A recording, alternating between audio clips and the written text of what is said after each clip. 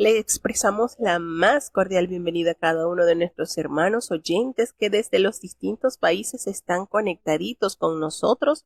Sabemos que el sábado es un día un poquito comprometido para cada uno de nosotros, pues tenemos nuestros compromisos en las congregaciones. Muchos aún están en el servicio del Santo Sábado y otros aún no están almorzando o están realizando otra labor. Sin embargo, vamos a iniciar para adelantar en estos capítulos.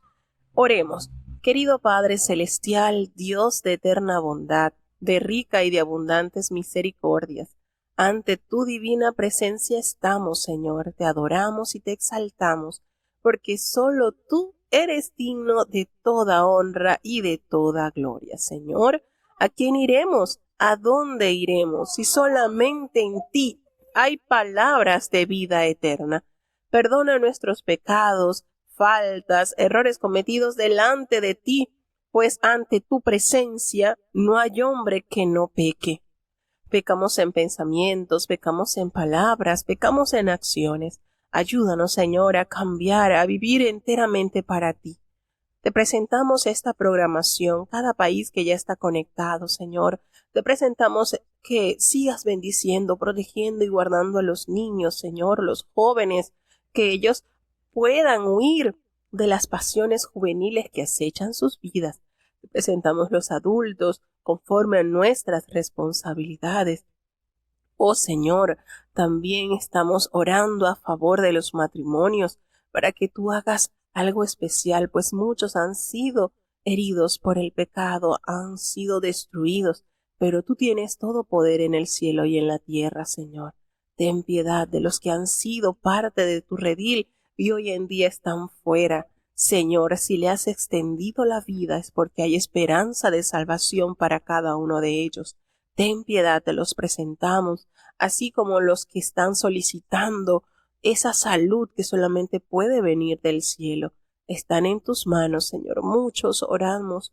Tú conoces la lista por los cuales estamos orando, Señor. En tus manos están. Ten piedad, Señor. Consuelo al alma del afligido que ha perdido un ser querido, Señor. Tú sabes la situación de nuestra hermanita Marquesa, sus niños, Señor, están en tus manos. Tú conoces, Señor, la condición de esta familia. Mañana será el acto del sepelio y también el cumpleaños del niño, Señor. Que tú puedas hacer algo especial en la vida de este pequeño. Ten piedad, Señor. Ayuda a los ancianitos, protégeles, fortaléceles. No les abandones, Señor. Todo te lo he pedido, te lo he suplicado. En el dulce nombre de tu amado Hijo Cristo Jesús. Amén. Bueno, vamos a emprender nuestro viaje a través de las páginas bíblicas y vamos ya a comenzar con la lectura del primer capítulo para luego dar una breve introducción de este importante libro. Escuchemos el capítulo 1 del libro del profeta Ezequiel.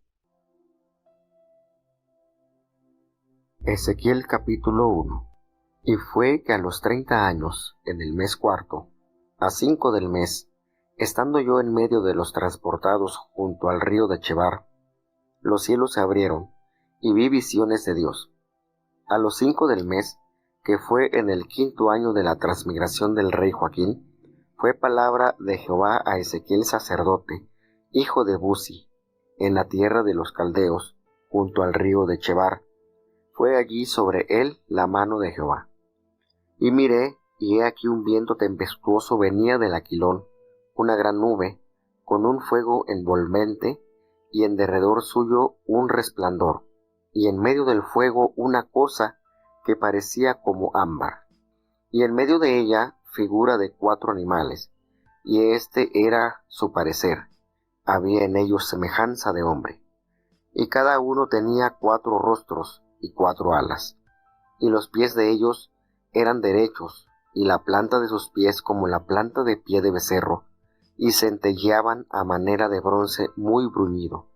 Y debajo de sus alas, a sus 4 lados, tenían manos de hombre, y sus rostros y sus alas por los 4 lados.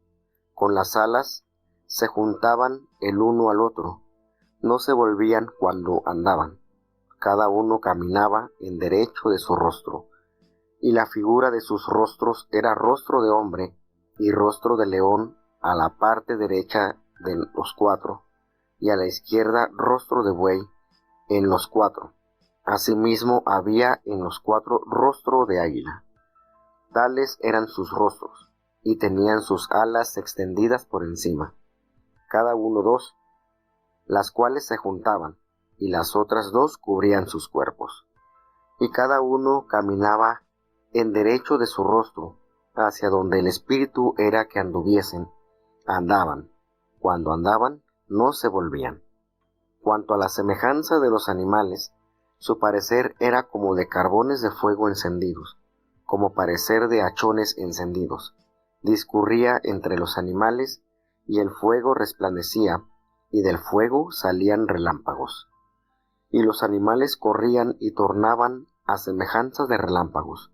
Y estando yo mirando los animales, he aquí una rueda en la tierra junto a los animales, a sus cuatro caras. Y el parecer de las ruedas y su obra semejábase al color del topacio, y las cuatro tenían una misma semejanza, su apariencia y su obra como rueda en medio de rueda. Cuando andaban, se movían sobre sus cuatro costados, no se volvían cuando andaban. Y sus cercos eran altos y espantosos, y llenos de ojos alrededor en las cuatro. Y cuando los animales andaban, las ruedas andaban junto a ellos, y cuando los animales se levantaban de la tierra, las ruedas se levantaban, hacia donde el espíritu era que anduviesen, andaban. Hacia donde era el espíritu que anduviesen, las ruedas también se levantaban tras ellos, porque el espíritu de los animales estaba en las ruedas. Cuando ellos andaban, andaban ellas, y cuando ellos se paraban ellas.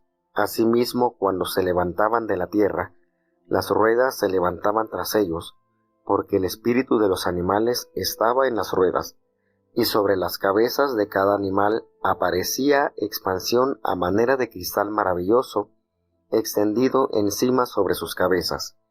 Y debajo de la expansión estaban las alas de ellos derechas la una a la otra, a cada uno dos, y otras dos con que se cubrían sus cuerpos. Y oí el sonido de sus alas cuando andaban, como sonido de muchas aguas, como la voz del Omnipotente, como ruido de muchedumbre, como la voz de un ejército. Cuando se paraban, aflojaban sus alas. Y cuando se paraban y aflojaban sus alas, oíase voz de arriba de la expansión que había sobre sus cabezas. Y sobre la expansión que había sobre sus cabezas, veíase la figura de un trono, y que parecía de piedra de zafiro. Y sobre la figura del trono había una semejanza que parecía de hombre sentado sobre él. Y vi apariencia como de ámbar, como apariencia de fuego dentro de ella en contorno, por el aspecto de sus lomos para arriba, y desde sus lomos para abajo vi que parecía como fuego, y que tenía resplandor alrededor. Cuando parece el arco del cielo que está en las nubes el día que llueve, así era el parecer del resplandor alrededor. Esta fue la visión de la semejanza de la gloria de Jehová, y luego que yo la hube visto, caí sobre mi rostro y oí voz de uno que hablaba. Bueno, iniciamos con este hermoso libro, el libro número 4 o el cuarto libro de los profetas mayores. Tenemos que el autor de este libro, por supuesto, sin duda alguna, es el profeta y sacerdote Ezequiel, y la fecha en que fue escrito es en el año 593 antes de Cristo, y el tema principal que en él se aborda es la destrucción, también la restauración de Jerusalén. El autor, cuyo nombre significa Dios fortalece, eso significa Ezequiel, precioso significado, ¿verdad? E identificado como el sacerdote Ezequiel, hijo de Buzi. Entonces, tenemos que confirmar que Ezequiel es descendiente de los Aaronitas. Es Aaronita, descendiente de la familia sacerdotal, para poder ejercer esta profesión. Aunque esta identificación ha sido puesta en duda, no parece haber razones para dudar en ella. Probablemente Ezequiel formaba parte del sacerdocio sadoquita, el cual alcanzó prominencia en las reformas del rey Josías. Preparado en el sacerdocio durante el reinado de Joacim, fue deportado a Babilonia en el año 597 a.C. y asentado en Tel Aviv, junto al río Quebar, cerca de Nippur, y su ministerio coincidió brevemente con el del profeta Jeremías, con la diferencia que Jeremías era un poco mayor que el profeta Ezequiel. Entonces coincidieron, pero Ezequiel, su ministerio estuvo más en el exilio, mientras que Jeremías fue antes del exilio. El llamado de Ezequiel tuvo lugar en el año 593, en el año quinto del reinado de Joaquín, la última fecha que se menciona en uno de los oráculos, pues corresponde al año 577 a.C., lo cual nos permite suponer que su ministerio se extendió durante 20 años. La muerte de su mujer ocurrió el día que comenzó el sitio de Jerusalén en el año 587 a.C. Por supuesto, él fue exiliado cuando el segundo sitio de esta ciudad y escribió a los que habían permanecido allí sobre su inminente y total destrucción.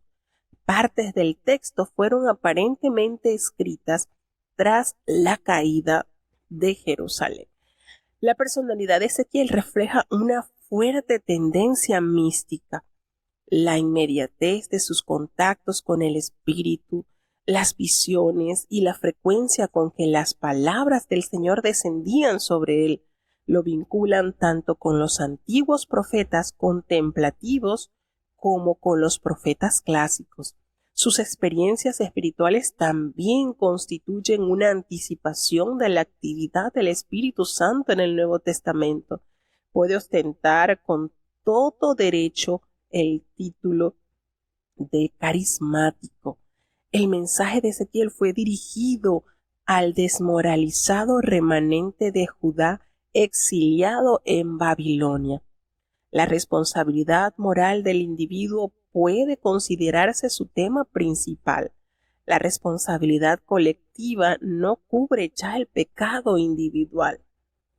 Cada persona debe reconocer su cuota de responsabilidad en la calamidad nacional. Cada individuo es responsable de su propio pecado.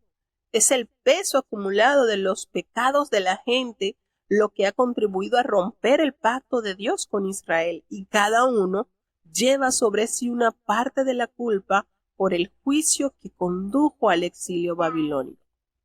En el libro se distinguen fácilmente tres secciones. ¿Cuáles son? Bueno, la primera, el juicio de Judá, que abarcan desde el capítulo 4 al capítulo 24, y el juicio de las naciones paganas, que está abordado en los capítulos del 25 al 32, y las futuras bendiciones que recibirá el pueblo de Dios, que abarca del capítulo 33 hasta el último capítulo, que es el capítulo 48. Pues este libro contiene solo 48 capítulos. Hay dos cuestiones teológicas que interactúan en el pensamiento del profeta. En su doctrina sobre los seres humanos, Ezequiel destaca la responsabilidad individual, como lo vamos a poder leer en el capítulo 18 de este libro. El alma que pecare, esa morirá. Y eso es un tema sumamente importante que está actualizado. Por otro lado, él hace énfasis también sobre la gracia divina en el renacimiento de la nación. El arrepentimiento del remanente fiel entre los exiliados dará lugar a este renacimiento de Israel, que resurgirá de los huesos secos de sus muertos, así como se haya plasmado en el capítulo 37 de este libro. El Espíritu Divino, por supuesto, será quien los conduzca a una nueva vida. Entonces, con esta énfasis, la generación se despertará, se conducirá por el Espíritu Santo. Entonces, Ezequiel, de una manera directa, anticipa la doctrina neotestamentaria sobre el Espíritu de Dios, especialmente la que evoca el Evangelio de Juan.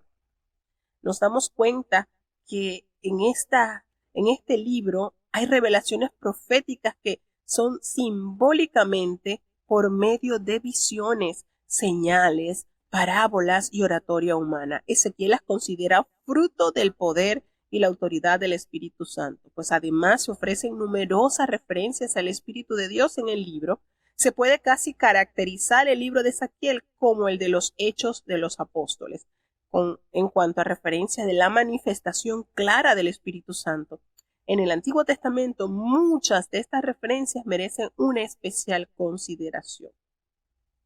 Por ejemplo, en el capítulo 11, versículo 5, el profeta afirma como un dato autobiográfico: vino sobre mí el Espíritu de Jehová y me dijo. El oráculo que sigue comunica entonces la palabra de Dios en palabra de Ezequiel, inspirada por el Espíritu Santo. Y en ese mismo capítulo, en el versículo 24, presenta al Espíritu como protagonista activo en una visión. Luego me levantó el Espíritu y me volvió a llevar en visión del Espíritu de Dios a la tierra de los caldeos, a los cautivos. Quizás el caso más conocido de la actividad del Espíritu está en el capítulo 37. Recordemos, muy conocido este capítulo, pues él ve la visión del valle de los huesos secos. La mano de Jehová vino sobre mí y me llevó el Espíritu de Jehová y me puso en medio de un valle que estaba lleno de huesos. La subsecuente visión relata el renacimiento espiritual del remanente, de este remanente que estaba en el exilio. Y un aspecto final de la acción del Espíritu Santo está en la vida del profeta y se halla en el capítulo 23, versículo 26. Os daré corazón nuevo y pondré espíritu nuevo dentro de vosotros. No es solamente una acción exterior del Espíritu que cae sobre alguien, sino la profetizada presencia interior del Espíritu, como la que experimentó Ezequiel cuando el Espíritu entró en él, así como lo revela en el capítulo 2, versículo 2. Ezequiel anticipó la experiencia neotestamentaria del Nuevo Testamento al mencionar frutos del Espíritu de Dios. Entonces, ya leído el primer capítulo, notamos lo que es la visión del profeta Ezequiel en el año 30, probablemente la edad de Ezequiel cuando comenzó su ministerio en el río Chebar, en el canal navegable de la cuenca del Éufrates que corre hacia el sudeste más arriba de Babilonia.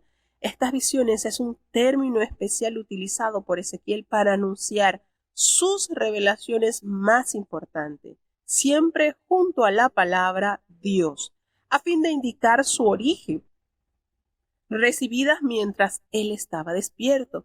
Constituían verdaderos panoramas visuales, parece que acompañados por la voz de Dios. Si Joaquín fue conducido cautivo de Jerusalén a Babilonia en el año 597 a.C., entonces el quinto año corresponde al 593 a.C. El nombre de Ezequiel significa Dios fortalece o Dios en mí es fuerte. Era miembro de la orden sacerdotal. Recordemos que la palabra caldeos que se menciona en estos capítulos en la tierra, cuando hace referencia en la tierra de los caldeos, hace referencia en la tierra de Babilonia.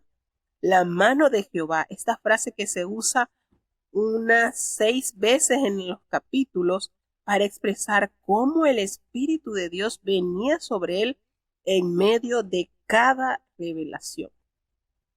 Desde los versículos 4 al 26 podemos notar que esta apocalíptica revelación divina cargada de símbolos puede ser dividida en 3 partes. Tenemos desde el versículo 4 al 14 la tormenta y los 4 seres vivientes. y del 15 al 21 las 4 ruedas y del 22 al 28 la expansión y el trono. Era una visión similar. Se describe en el capítulo 10, donde la presencia de Dios abandona el templo. Aunque la visión es muy intrincada y difícil de interpretar, por supuesto, en algunos aspectos, su intención es revelar que el Dios soberano está a punto de intervenir en la historia para juzgar a Judá. El Señor ha escogido a Ezequiel, quien con gran temor se postra sobre el rostro respetuoso para advertir al pueblo. Cuando en el versículo 4 nos hace referencia de un viento tempestuoso, simboliza la venida de Dios mismo. Así, ¿verdad? Como también se manifestó de una manera clara en el libro de los Hechos, cuando el Señor, como un viento recio, también se manifestó a aquellos 120 que estaban reunidos. Y eso venía del norte. Dios escogió el camino seguido por los exiliados y así pues se identificaba con sus ruegos o venía del lugar donde los babilonios creían que vivían sus dioses, lo cual significaba que los habían vencido. Nos hace mención en el versículo 5 sobre 4 seres vivientes y el número 4 que se usa 12 veces en este capítulo y en 40 ocasiones a lo largo del libro simboliza la totalidad. 4 vientos, 4 direcciones, 4 esquinas y estas criaturas se describen con más detalle en el versículo 10 y en el capítulo 10 que se les llama querubines. Y hablando en referencia a esto, estábamos leyendo y la descripción que se da, ¿verdad? 4 cabezas, 4 alas, llenos de ojos, y me decían los niños, entonces los querubines no son como nos describen, que son rubios, de ojos azules, bonitos, y bueno, tienen razón. Aquí se nos describen estas criaturas y en el capítulo 10 con mayor determinación, descripción de que son querubines. Nada que ver con lo que nos han vendido en el marketing de ser rubios de ojos azules muy lindos. Nos dice también pues que nos hace mención pues de varias caras que representan el gobierno divino sobre toda la creación. Y por supuesto, este libro tiene tanta conexión con el libro del profeta Isaías, con Apocalipsis, con el libro de Daniel. Tiene muchísima conexión con estos profetas. Es impresionante cómo hay sucesos, como se menciona, hay sucesos apocalípticos de gran relevancia. Es de resaltar la riqueza espiritual de los últimos tiempos que se revela en estos libros. Y esto no es para que tengamos temor, hermanos, porque muchas veces tememos estar leyendo estos libros porque quizás pensamos que son muy confusos o tenebrosos. No, si el Señor los ha dejado es para que su pueblo se instruya en ellos. Y muchas cosas que no entendemos, el Señor en su determinado momento lo revelará cuando haya en nosotros esa insistencia de querer conocer y saber su voluntad, de querer conocer qué significan estas visiones y estos símbolos. Entonces en nosotros debe de haber ese sentir de inquirir, de buscar, de analizar y de pedir sobre todo la dirección del Espíritu Santo para que nos revele y nos guíe a toda verdad. Entonces, acá cómo se describen estos seres, se describen a las criaturas como poseedoras de 4 alas cada uno. Fíjense, 4 rostros, 4 alas, y como señal de respeto ante la presencia de Dios, ellos se cubren sus cuerpos con 2 de ella al estar ante la presencia de Dios. Estos querubines se cubren su cuerpo en señal de reverencia. Y fíjense, estamos hablando de seres celestiales que en señal de reverencia cubren sus cuerpos. Imagínense qué quedará para nosotros que somos seres mortales. ¿Será que es necesario que en nosotros también haya esa reverencia de cubrir nuestro cuerpo?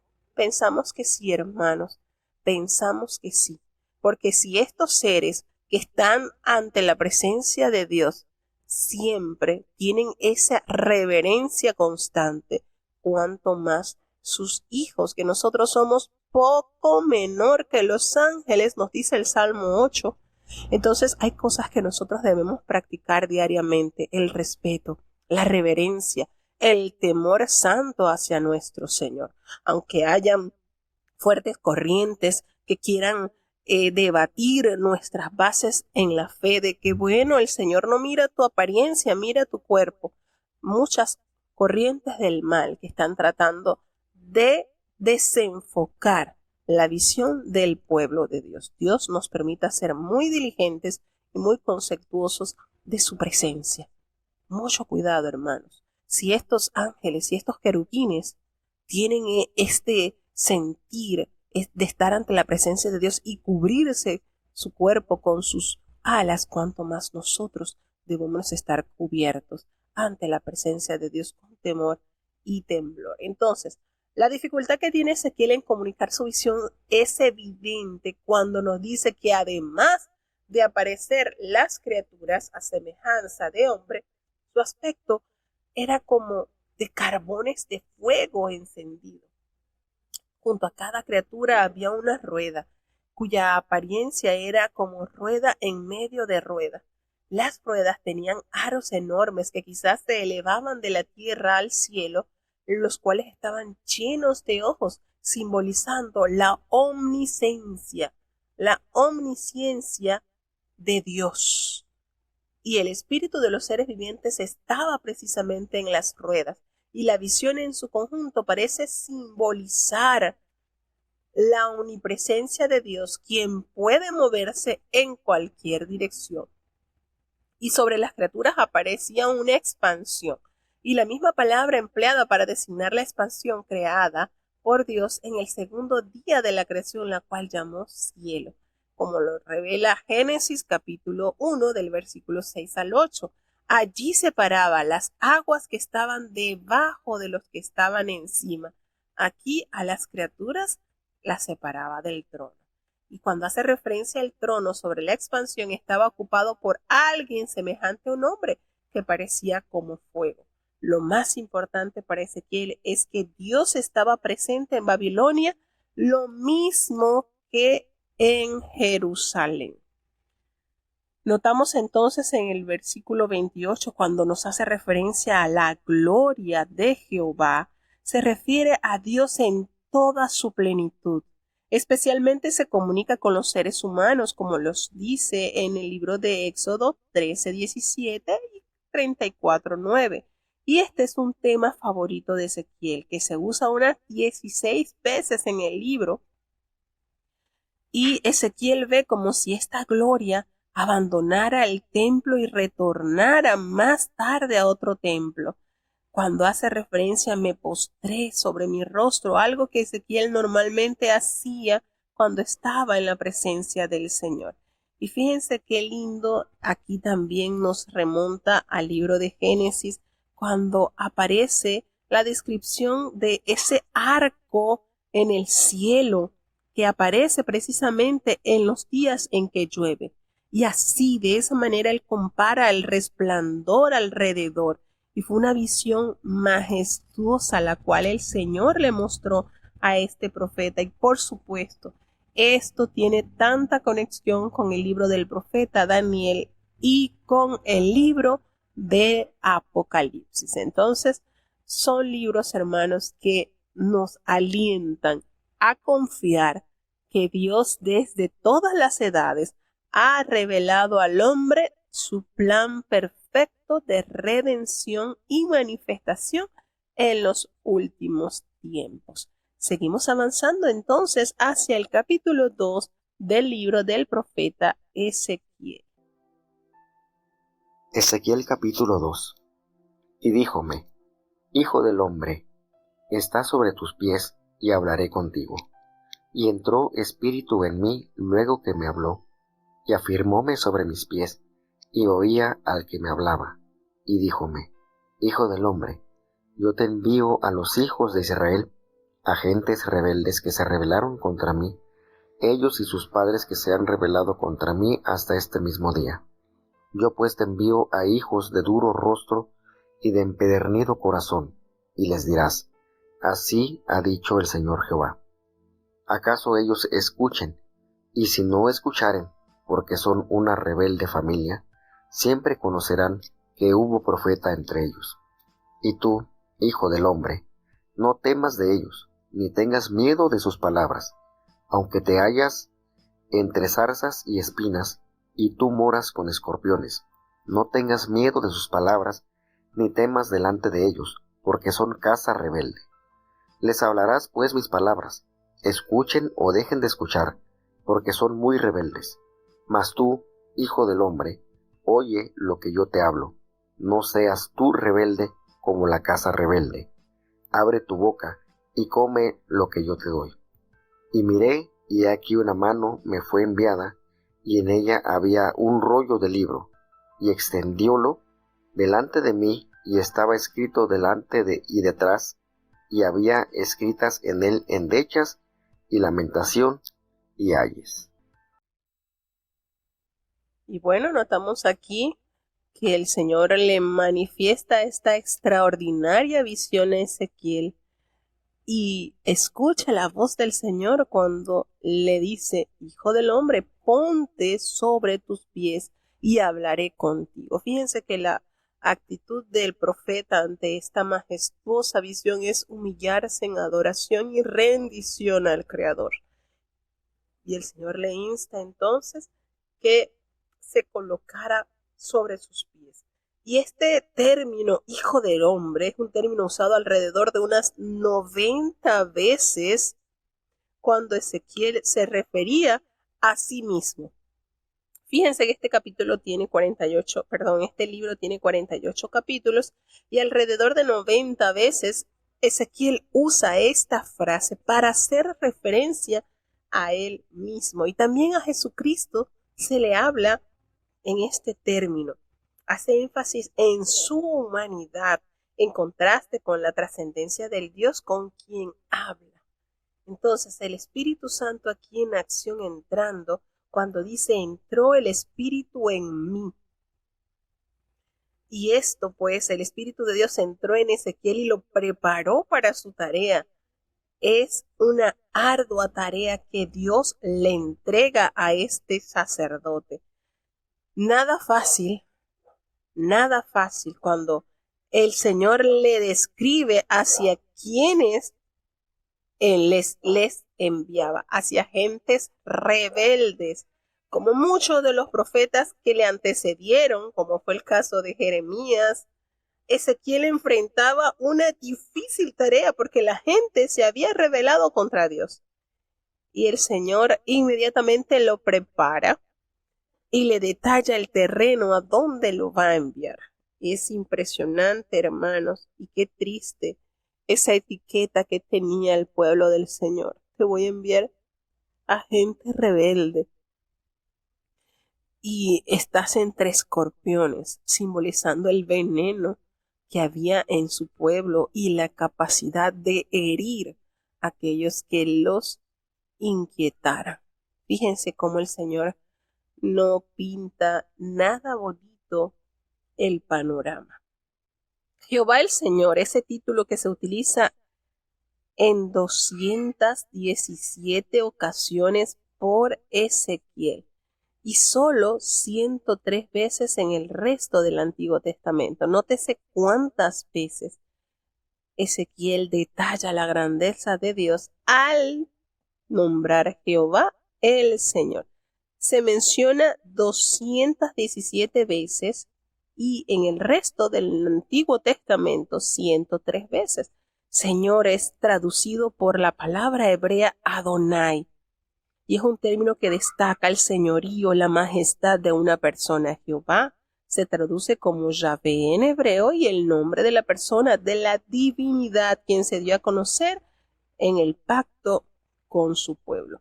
Cuando le hace referencia a una casa rebelde utilizado frecuentemente en los primeros capítulos de Ezequiel para describir a la nación, podemos notar cómo el Señor estaba tan anuente de la condición de su pueblo. Sin embargo, le da esta misión al profeta y le dice, anda, te escuchen o no te escuchen, pero vas a hablarle.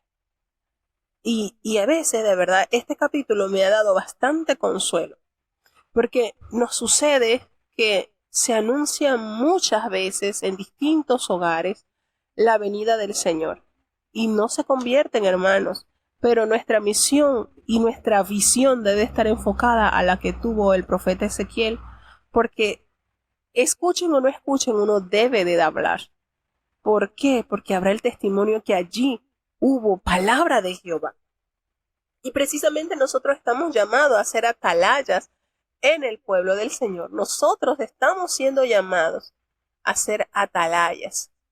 Y de verdad este capítulo, que a pesar de ser corto, solamente contiene 10 versículos, pero contiene verdades sorprendentes.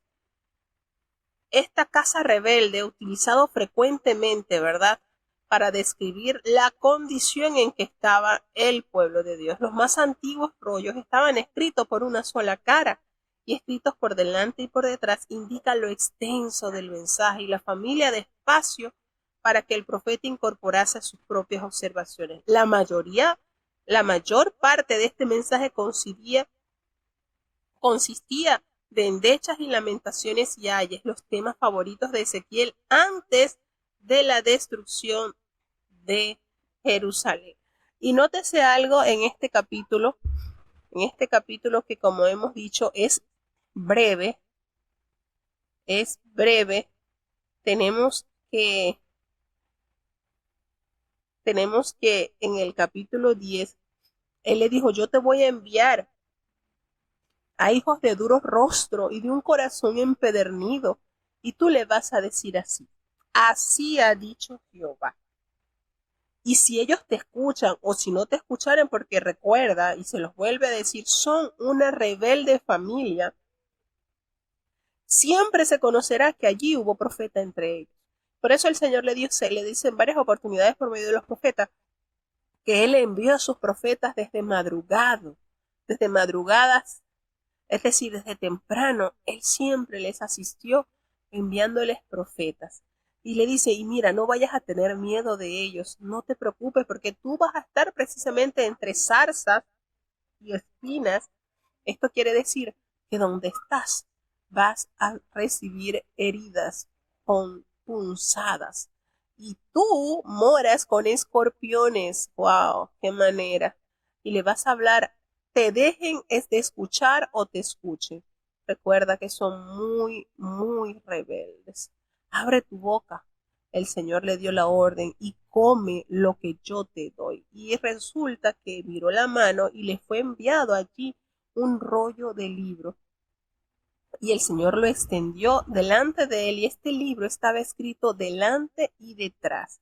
Y había en él muchas endechas y lamentaciones. Y ahí fíjense que por lo general se escribía de una sola cara, pero acá el autor describe que este rollo estaba escrito por ambas partes, así como estaban escritas las tablas de piedra donde el Señor escribió la ley de Jehová con su mano. Así que el Señor le encomienda esta dura misión a Ezequiel, que se dirigiera a su pueblo, que era terrible esta familia. Así que el profeta no se resistió a la orden de Dios e inmediatamente asume su compromiso. Vamos a seguir avanzando hacia el capítulo 3 del libro del profeta Ezequiel.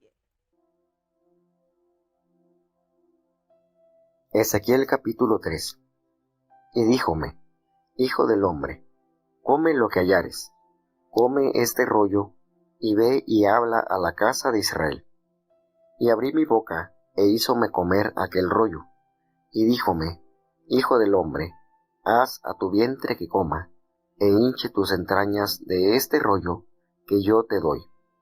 Y comílo, y fue en mi boca dulce como miel. Díjome luego, hijo del hombre, ve y entra a la casa de Israel, y habla a ellos con mis palabras, porque no eres enviado a pueblo de habla profunda ni de lengua difícil, sino a la casa de Israel. No a muchos pueblos de profunda habla ni de lengua difícil, cuyas palabras no entiendas, y si a ellos te enviara, ellos te oirán. Mas la casa de Israel no te querrán oír, porque no me quieren oír a mí, porque toda la casa de Israel son tiesos de frente y duros de corazón. He aquí he hecho yo tu rostro fuerte contra los rostros de ellos, y tu frente fuerte contra su frente. Como diamante, más fuerte que pedernal he hecho tu frente. No los temas, ni tengas miedo delante de ellos, porque es casa rebelde. Y díjome, Hijo del hombre, toma en tu corazón todas mis palabras que yo te hablaré, y oye con tus oídos. Y ve, y entra a los transportados, a los hijos de tu pueblo, y les hablarás y les dirás, así ha dicho el Señor Jehová, escuchen o dejen de escuchar. Y levantóme el espíritu, y oí detrás de mí una voz de grande estruendo, que decía, bendita sea la gloria de Jehová desde su lugar. Oí también el sonido de las alas de los animales que se juntaban la una con la otra, y el sonido de las ruedas delante de ellos, y sonido de grande estruendo. Levantóme pues el espíritu, y me tomó, y fui en amargura, en la indignación de mi espíritu, mas la mano de Jehová era fuerte sobre mí. Y vine a los transportados en Tel Aviv, que moraban junto al río de Chebar, y asenté donde ellos estaban asentados, y allí permanecí 7 días atónito entre ellos. Y aconteció que al cabo de los 7 días fue a mí palabra de Jehová, diciendo, Hijo del hombre, yo te he puesto por atalaya a la casa de Israel. Oirás pues tú la palabra de mi boca, y amonestarlos has de mi parte. Cuando yo dijere al impío, de cierto morirás, y tú no le amonestarás, ni le hablares, para que el impío sea apercibido de su mal camino, a fin de que viva. El impío morirá por su maldad, mas su sangre demandaré de tu mano. Y si tú amonestares al impío, y él no se convirtiere de su impiedad y de su mal camino, él morirá por su maldad, y tú habrás librado tu alma. Y cuando el justo se apartare de su justicia e hiciere maldad, y pusiere yo tropiezo delante de él, él morirá, porque tú no le amonestaste. En su pecado morirá, y sus justicias que había hecho no vendrán en memoria, mas su sangre demandaré de tu mano. Y si al justo amonestares para que el justo no peque, y no pecare, de cierto vivirá, porque fue amonestado, y tú habrás librado tu alma. Y fue allí la mano de Jehová sobre mí, y díjome, levántate, sal al campo, y allí hablaré contigo. Y levantéme, y salí al campo, y he aquí que allí estaba la gloria de Jehová, como la gloria que había visto junto al río de Chebar, y caí sobre mi rostro. Entonces entró espíritu en mí, y afirmóme sobre mis pies, y hablóme, y díjome, entra, y enciérrate dentro de tu casa. Y tú, oh hijo de hombre, he aquí que pondrán sobre ti cuerdas, y con ellas te ligarán, y no saldrás entre ellos. Y haré se pegue tu lengua a tu paladar, y estarás mudo, y no serás a ellos varón que reprende, porque son casa rebelde. Mas cuando yo te hubiere hablado, abriré tu boca y les dirás, así ha dicho el Señor Jehová, el que oye, oiga, y el que cesa, cese, porque casa rebelde son. Bueno, vemos la misión en que el Señor coloca al profeta. Come este rollo. Fíjense cómo le dice, me dijo el hijo de hombre, come lo que hayas y come este rollo y ve y háblale a la casa de Israel. Y esto también nos hace recordar a la visión que tuvo Juan el teólogo en el libro de Apocalipsis, donde el Señor también le dio a comer un librito, ¿verdad? Como hay tanta conexión. Y dice pues, antes de que el profeta pudiera comunicar el mensaje, primero tenía que asimilarlo. Al profeta Isaías el Señor quemó sus labios a través de las brasas que tomó del altar. Al profeta Jeremías le tocó su boca y puso sus palabras en él. Y al profeta Ezequiel le da la orden que ingiriera este rollo que él le daba para entonces asimilar el mensaje que le tocaba dar. Fíjense las diferentes maneras en que el Señor capacita y prepara y le otorga la potestad y la autoridad, las palabras del Señor en la boca de los profetas, como Dios de una manera especial capacita a cada uno de sus instrumentos. Y esto es muy bonito recalcarlo, resaltarlo, porque Dios allí está corroborando que no son palabras de humana sabiduría, es la palabra de Él la que les está otorgando. De esta manera entonces el profeta abre su boca y come aquel rollo. Y el Señor le dice, alimenta tu vientre, llena tus entrañas de este rollo que yo te doy. Y él lo comió, y a su boca fue dulce como la miel, como lo experimentó también Juan el teólogo. Entonces, ¿qué es lo hermoso de esto? La palabra de Dios es como miel a nuestra boca, dice el salmista. Pues vemos cómo la palabra de Dios tiene un sabor dulce cuando se recibe, así como lo dice el Salmo. Hace la referencia al Señor a la casa de Israel y es una referencia, por supuesto, a toda la nación, incluyendo la tribu meridional de Judá y las tribus septentrionales de Israel, es decir, las del norte y las del sur. Fíjense que tenemos entonces la expresión de que tu rostro será fuerte contra los rostros de ellos. Es decir, la determinación de profetizar tenía que ser más fuerte que la renuncia de Israel a escuchar. En pocas palabras, te vas a enfrentar con gente dura, pero tú vas a ser más fuerte que ellos. Es decir, tu insistencia, tu fidelidad, tu constancia en anunciar mis palabras se va a imponer ante la dureza y la insensibilidad de este pueblo, dándole a conocer a lo que se iba a enfrentar el profeta. Es decir, ellos con sus oídos no iban a escuchar, porque el Señor les revela ese marcado contraste con la gente que se les había revelado y habían decidido no escuchar. Qué cosas, ¿verdad?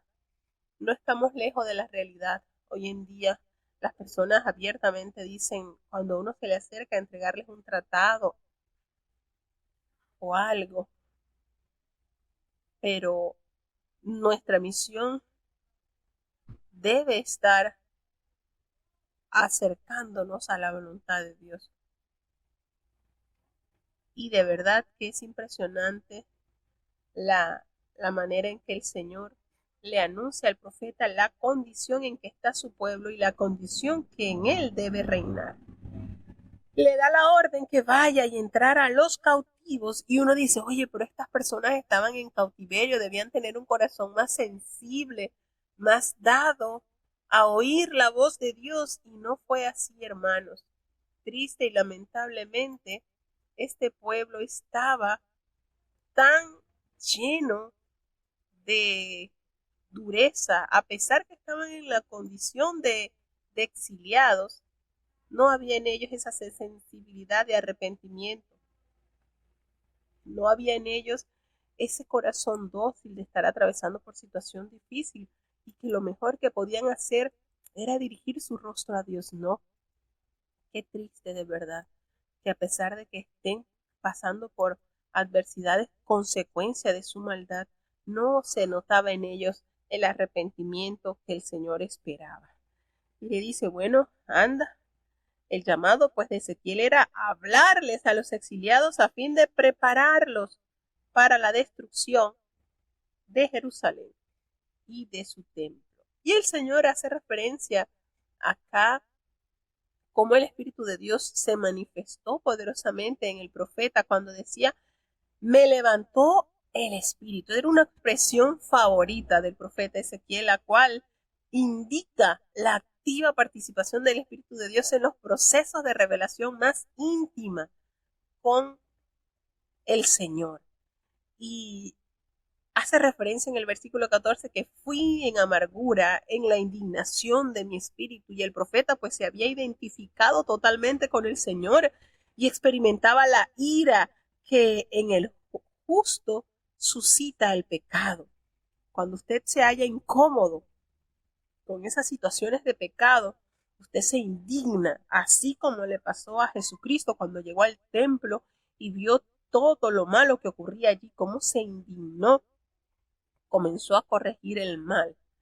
Entonces, hace referencia al Señor aquí en este capítulo, el profeta de la relación a Tel Aviv, que es un sitio cercano en Nippur sobre el río Kechebar, donde se habían asentado algunos exiliados. Y habla de 7 días que estuvo el profeta atónitos entre ellos. Y Ezequiel, por supuesto, estaba conmovido como resultado de su encuentro con Dios, toda la experiencia que había vivido, y necesitaba un tiempo para acostumbrarse a la nueva situación, al nuevo rol que el Señor le había asignado. Y recordemos que 7 días también era tomado como el tiempo en que se guardaba luto por los muertos. También era el periodo durante el cual se mantenía la impureza tras haber tocado un cadáver. Y el periodo de la consagración también de un sacerdote era de 7 días. Así que Ezequiel es un sacerdote comisionado para realizar también las funciones de profeta.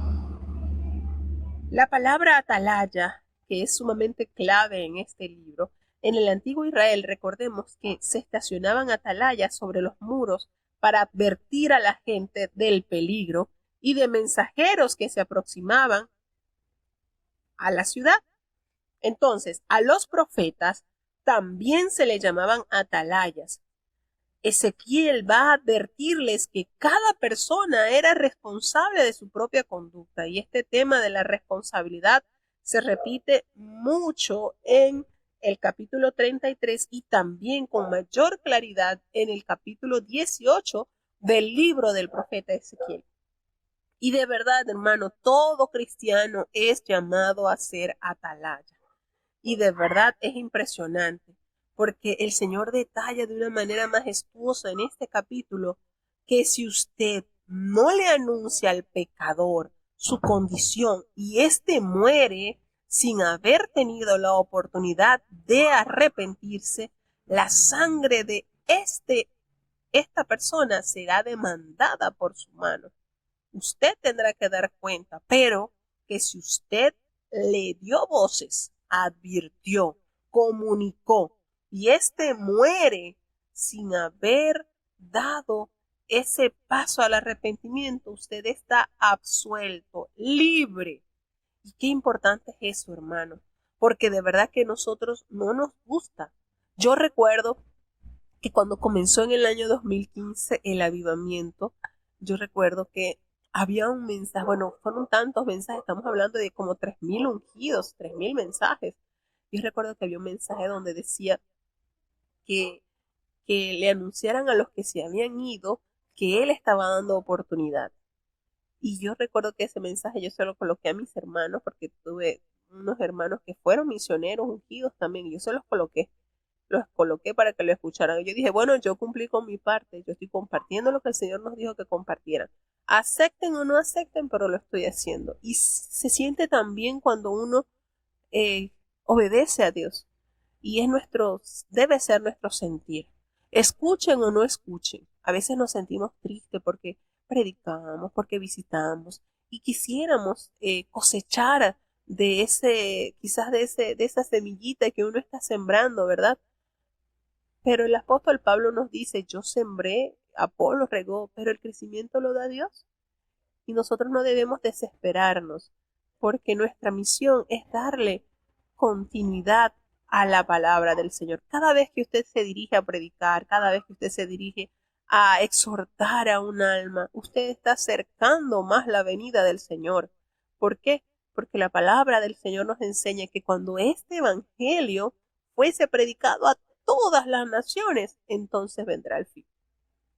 Entonces nosotros tenemos que hacer ese trabajo de hormiguita, llevar el mensaje, tener una vida. Mire, la manera más clara de vivir, de enseñar la verdad de Cristo, es practicarla.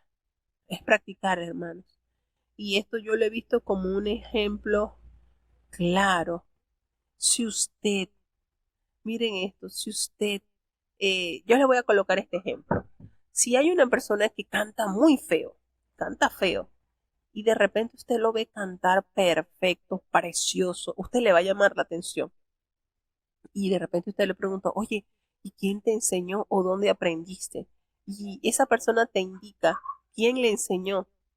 Supongamos que lo hizo a través del uso de tutoriales del YouTube y le envía el link para que usted aprenda con ese tutor en el YouTube. Yo le aseguro que por el testimonio de esa persona que cantaba tan feo y que ahora, hoy en día usted lo ve cantando como un ruiseñor, usted lo convence más el cambio que vio en esa persona que la recomendación que él da cantando feo.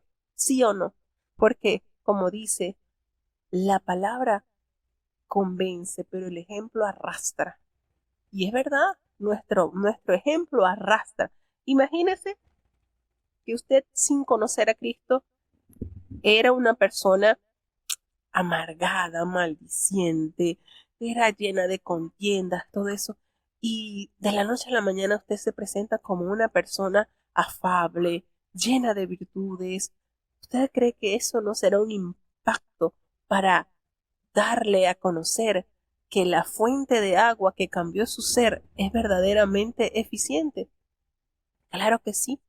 Entonces, en nosotros hay un compromiso muy grande. Todos nosotros somos llamados a ser atalayas, todos. No hay excepción. Usted dirá, bueno, pero es que de repente no tengo no tengo palabras así bonitas, así palabras de convencimiento. No, pero es que no es usted el que va a convencer. Es el Espíritu Santo que redarguye al mundo del pecado, que convence. Es el Espíritu Santo. Usted sencillamente es atalaya, usted da voces, pero su manera más eficiente de convencer que usted está plenamente dirigido por el Espíritu de Dios es que usted tenga una vida pía, temerosa, llena de las virtudes del cielo, que su vida produzca ese fruto del Espíritu Santo. Entonces, hermanos, ¿de qué manera? Viviendo como Dios lo ha establecido. Así que es maravilloso. De verdad, este capítulo 3 es lindo cuando el Señor le dice, mira, amonesta. Tú tienes que amonestar al impío, y el que no se convirtiere de su impiedad y de su mal camino, él va a morir por su maldad, pero tú habrás librado tu alma. Ustedes saben que eso, tremendo. Pero si el justo se apartara de su justicia, y él hiciere maldad, y pusiere yo tropiezo delante de él, él va a morir. Pero tú no le has amonestado en su pecado, y ahí en su pecado él va a morir. ¿Y sabes qué? Su sangre yo voy a demandar de tu mano. Fíjense esto, qué impactante este capítulo. Pero si el justo tú lo amonestares para que no peque, para que se mantenga, y él no pecare, él va a vivir porque fue amonestado, y tú vas a librar tu alma. Hermanos, esto es una tarea diaria.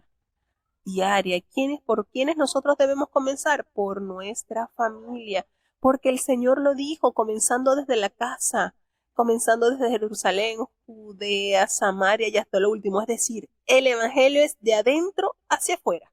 Desde casa, comenzamos desde casa, de adentro hacia afuera. ¿Y cómo amonesto? Viviendo en santidad, demostrando que este producto que yo estoy consumiendo, que es el Evangelio, es verdaderamente efectivo. Es un compromiso enorme. Esto no solamente fue para Ezequiel. Nótese esto, no es que eso fue Ezequiel porque era el profeta. Todos nosotros estamos constituidos, llamados a ser atalayas.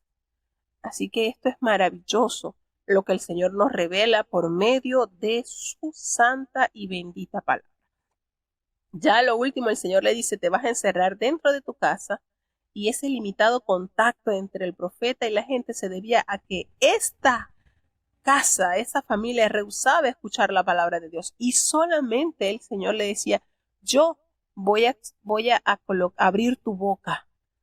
Yo voy a abrir tu boca para que tú les des a ellos ese mensaje que tienen que escuchar y solamente lo que tú le tienes que hablar. Así que nótese la manera en que Dios usa sus finos instrumentos para comunicar la verdad de la palabra del Señor. Entonces, hermano, esto está sumamente exquisito, importante. Todos nosotros, todos los ungidos, los bautizados, somos llamados a ser atalayas.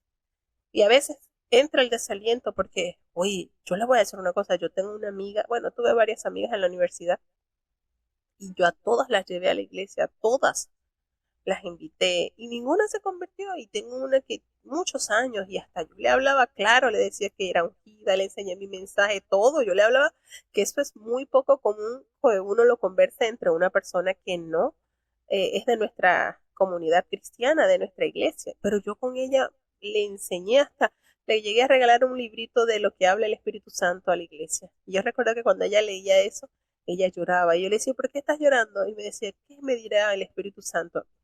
Y les estoy hablando de el año 96 que yo comencé con ella a estudiar en la universidad. Y ella nunca se convirtió.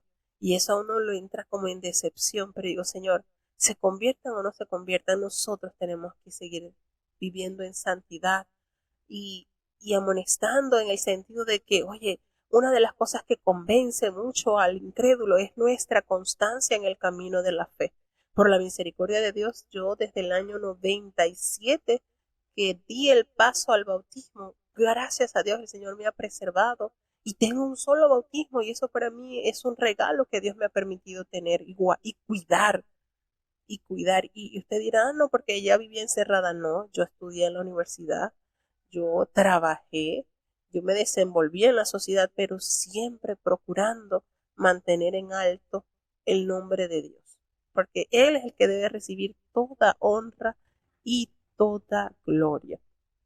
Entonces sí es necesario que nosotros tengamos esta función de atalayas, viviendo una vida santa, temerosa, llena de la obediencia a la palabra de Dios. Así que bueno, de esta manera llegamos ya a la conclusión de estos 3 capítulos, así que estamos al día con la lectura de la palabra de Dios. Vamos a tener la oración para saludar a nuestros hermanos oyentes. Querido Padre Celestial, Dios de eterna bondad, de rica y de abundantes misericordias, ante tu divina presencia estamos, Señor. Te adoramos, te exaltamos, te bendecimos, porque solo tú eres digno de toda honra y de toda gloria, Señor. ¿A quién iremos? ¿A dónde iremos, Señor? Si solamente en ti hay palabras de vida eterna. Ayúdanos cada día a vivir con temor y temblor en nuestros corazones, a vivir para ti conforme a tu voluntad. Perdona nuestros pecados, faltas, errores cometidos, pues sabemos que ante tu presencia no hay hombre que no peque. Pecamos en pensamientos, en acciones, en palabras. Ayúdanos, Señor. Recuerda que somos polvo y ceniza. Guarda y protege cada país que ha estado conectado con nosotros, Señor, que día a día viaja a través de las páginas bíblicas en la lectura diaria. Bendice los hermanos que están conectados desde los Estados Unidos, Señor, desde México, desde Colombia, desde Panamá, desde Alemania, Señor, los que están conectados con nosotros desde Chile, desde Honduras, que hasta ellos, Señor, tu gracia, tu benevolencia, tu poder los alcance, y que no solamente sean oidores de tu palabra, sino hacedores, Señor, porque serán los hacedores de tu palabra los que serán justificados ante ti. Guarda a los niños, los jóvenes, Señor, los adultos, los matrimonios están en tus manos. Los enfermos, Señor, tú los conoces. Muchos piden oración porque tienen ya fecha de operación, como es Alan, para que tú hagas una obra especial en este jovencito. Y no solamente Alan, Señor, también te estamos presentando, Padre bueno, a este jovencito Jofre Acosta, que es también parte de tu cuerpo, que el día 14 de septiembre será la cirugía. Tú tienes el poder en el cielo y en la tierra, Señor. Y cuán grande se aumenta nuestra fe cuando vemos tu mano poderosa obrando a favor de los que necesitan de ti. Guarda, Señor, los que están afligidos por enfermedades que para la ciencia no hay cura, como es el caso de Lauri, de Nathan, como es el caso, Señor, de muchos que están padeciendo de enfermedades que no hay cura, Señor, pero ¿qué hay imposible para ti? Ten piedad, Señor. Ayúdanos a confiar. Nuestro trabajo es creer en ti, Señor, y tú prometes obrar conforme a nuestra fe. Gracias, Señor, por los que han sido sanados. Consuela a los que han recibido la pérdida de un ser amado. Tú conoces, Señor, la situación. Ten misericordia, Padre, y no nos abandones. Te necesitamos. En el nombre poderoso de Jesús te lo he suplicado, y en él te doy las gracias.